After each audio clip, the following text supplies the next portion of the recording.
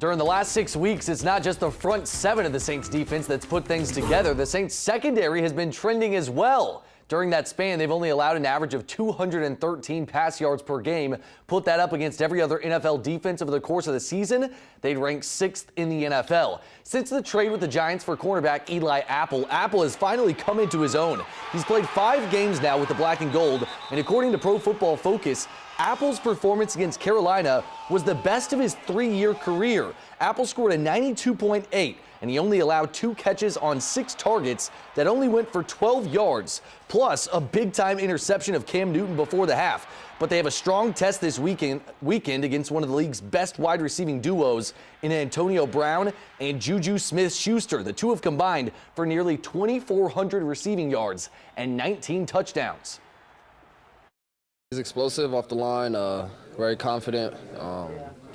He knows how to get open. He knows how teams want to defend him. He's going to run to the open spots. And, of course, Big Ben has the patience and ability to scramble and extend plays to get him the ball.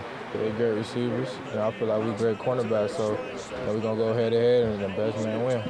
And we just clicking in, and, Eli showing he got some dog. We got a pick in the red zone, some key tackles, PBUs.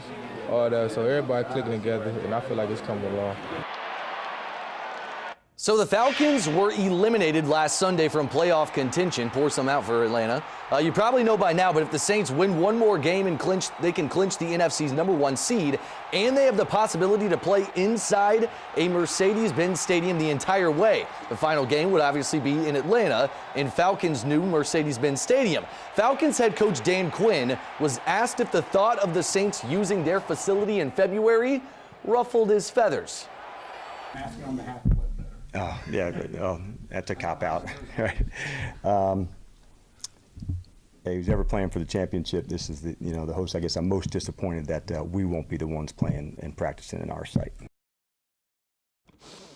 Well, yesterday was a giant win for the LSU on National Signing Day. The Tigers did take a shot to the ribs. LSU head coach Ed Orgeron confirmed that defensive tackle Ed Alexander will forego his senior season and enter the upcoming NFL draft. This is just another loss for the LSU defense that they've suffered. Greedy Williams announced that he was leaving for the draft already. The Tigers' other starting corner, Christian Fulton, will be out, as well as nose tackle Braden Fehoko with a bicep injury.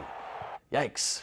And there's speculation surrounding Tulane's new offensive coordinator, Will Hall. Will Hall was hired 2 weeks ago, but reports surfaced that he interviewed with Ole Miss for their vacant OC position. When head coach Willie Fritz was asked about it Wednesday, he pointed to the coach's office and said, quote, "He's working, he's upstairs." So nothing's certain at this point.